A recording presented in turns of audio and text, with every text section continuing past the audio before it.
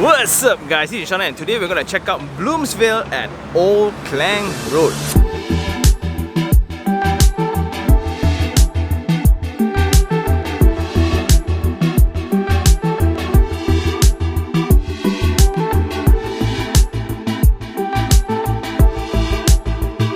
Hey guys, so we are now in this road that connects Jalan Puchong and Old Klang Road. It's this very weird address that is in between several significant places, and the other end of Old Klang Road will be Mid Valley already. And right in front you have OUG, you have Kuchai Lama that connects to Puchong. This is one of the local roads. For older town plannings, the road system weren't as well planned, therefore you have typologies such as Old Klang Road where from the main road you need to branch and branch and branch and branch. And if you look at the surrounding, there's a lot of single story structures that has been there for very long. Suddenly out of the blue we have this new mixed development called Bloomsvale. Inside you also have this structure. Bloomsvale is right next to it. Okay, let's go check out the sales gallery.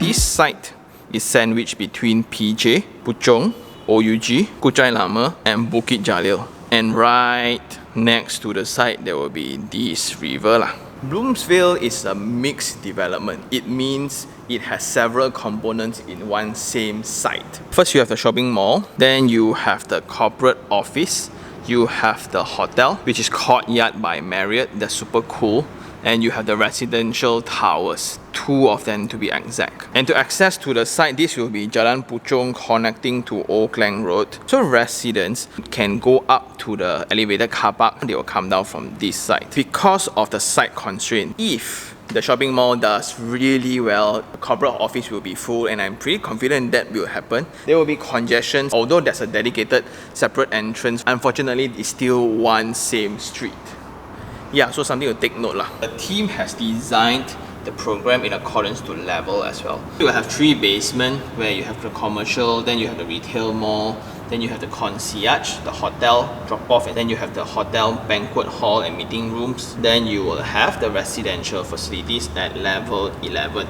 The remaining on top will be 60 stories and the views will be amazing. In total, there will be 1199 units in a 5.2 acres piece of land. Some may argue that this is very high density. To me, it depends on which project you're referring to. If you look across Old Klang Road, it's normal, but this is going to be the highest building around this area lah. But if you look into the other side of the road, you have the landed Kinara side, right? Then it's going to be pretty high dense. Then at level 11, you have all the usual. You have the swimming pools, you have the wading pool, you have the basketball court, tennis court, then you have all the meeting rooms. But there's around 50 different things in the facility there, but I think this rendering displays their centerpiece. Surrounding the kids pool, there will be this centerpiece of landscape feature for just people to hang out.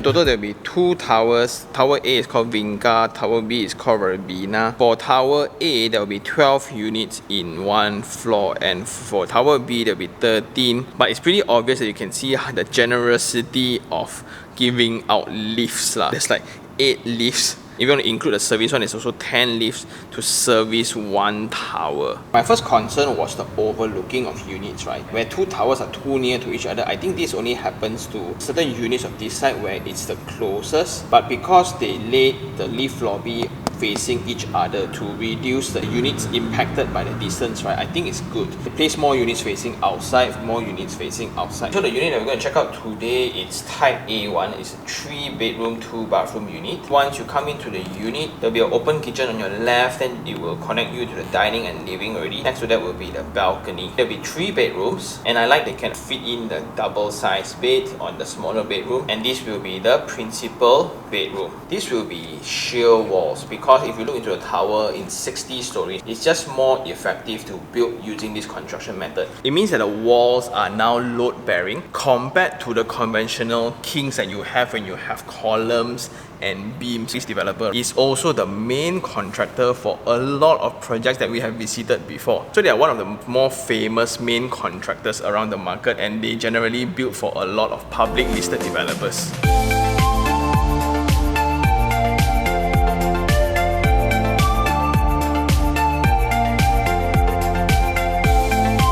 Coming into the unit, the entrance is rather narrow because on conventional you will have another slot for your shoe cabinets. This one is immediately connecting you to the door, and once you come in, this will be the unit, and every unit comes with a smart lock system. This will be very convenient if you want to go for short-term rental, which is Airbnb in other words. You can just send over QR codes instead of using keys. Immediately after you come in, this will be the dining space connected to the kitchen on your left, and right in front will be the living and dining already.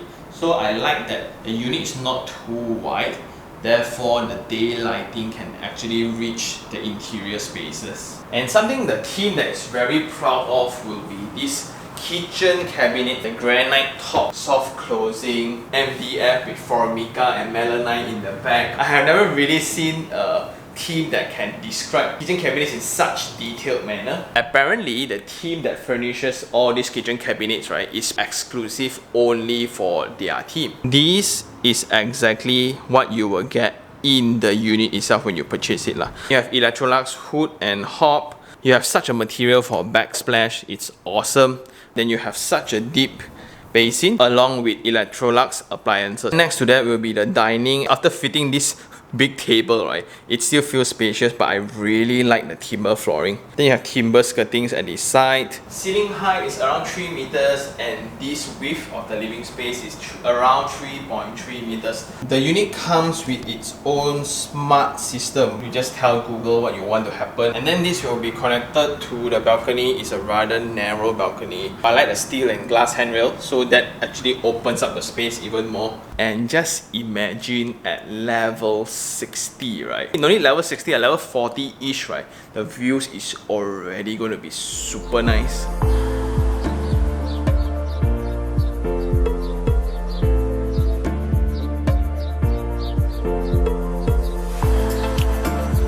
Walking into the corridors, there will be 3 bedrooms. 2 bedrooms will be sharing this common bathroom here. This is hotel specs, where you just check out the workmanship, the color scheme, right? And the specs that they're giving, they will be Johnson Swiss for basin and WC. Just look at this top. Wow, full-size mirror, and there's a ventilator. And you just check out the construction methods, right? Is to prevent the surface from being too slippery. Look at the joint around the drop. Because of this highlight, it indicates that drop, along with the one connecting to the timber flooring. Just check the construction detailings around this edge.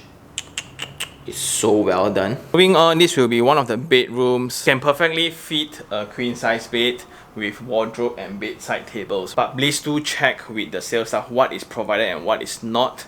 And I like the openings. So the size of the window is almost floor to ceiling, and I always like they build the window on top of a curb because that prevents water seepage more effectively. Moving opposite, this will be the smaller bedroom, but in accordance to their drawing, you can perfectly fit a double bed. If you look into the entire typology of the floor plate, units are designed in a way where it's like a semi-D, and in between every 2 units there will be an opening which allows daylight and ventilation into the corridor, also allows space for windows like this. Although they are not big, I do think that is sufficient. I like the idea that they put mechanical ventilation in the toilet, but they put natural ventilation for the bedroom. That's very, very thoughtful, and I like it. And something to point out, right, the timber flooring really stands out. And with such a heavy tone, the space does not feel small because of the door frames are actually taller. So this is larger than usual. It's an 8-foot door, and this will be the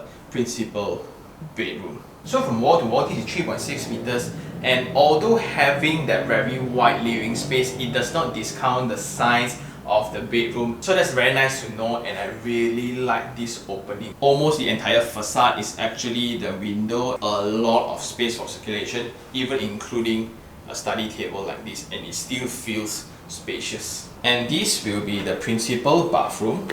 I like the height of the switches. I really like the toilet. This will be connected to the void space. And for this freehold property, it's going for 750 per square feet currently.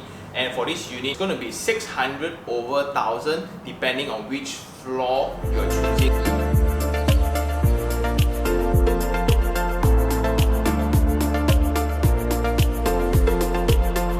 Okay, we are now right opposite the development. These are the old street, the old settlements around the project. You can even see the age of the apartments, right? The facade is all faded. You have a single story rumah papan. Also, developments like this, the infrastructures are also rather old. Wires and cables, there's on poles. The only bigger road will be the road right in front of the project.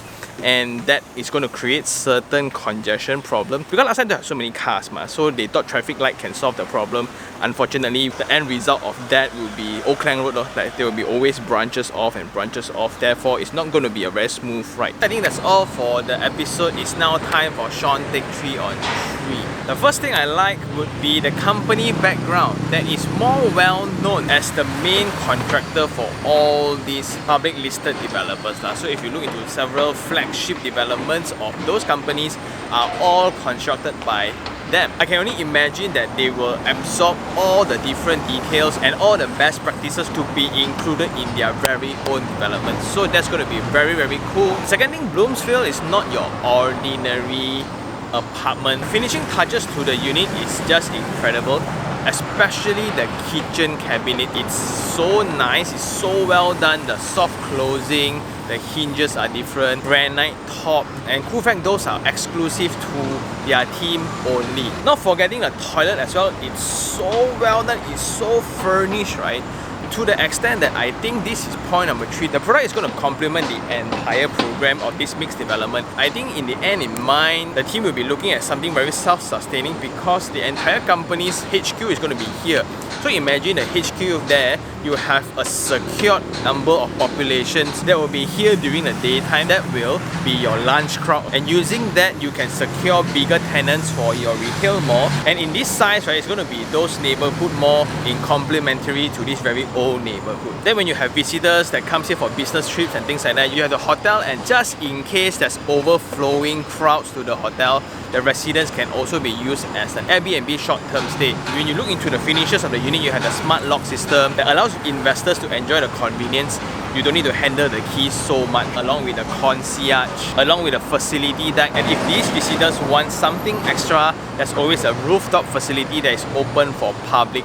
And it only makes sense if I'm here for 2 days, right? I will pay money to be in the lounge at the rooftop level 60 infinity pool, right? It's just going to be so amazing, and that I think is going to be the end goal for this project. However, that forms a certain level of concern as well, because if this development is super successful, right, that's going to create a lot of congestion. Although in terms of layout, they have designated access for residential as well as the commercial area, unfortunately they share the same road. The second thing I'm pretty concerned of will be the immediate surrounding. This is part of a very old address. You have very old settlements around. You have the kampong houses that is adjacent to the river bank. The existing infrastructure here is just not as great lah. Another concern is the density around Old Klang Road. Easily you can name another 20-30 high rises around this area. Why is it that it's so high density? Developers still choose to come here. That indicates the demand for this location. As we all know, it's very connected. We have the MPE, we have the Federal, we have the Kesas Highway. It's connecting PJ,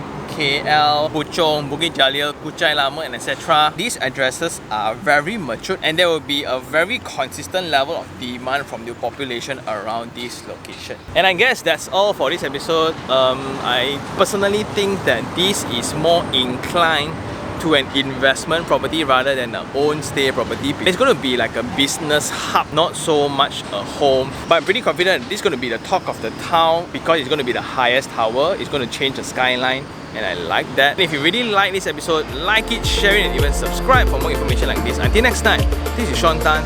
Ciao!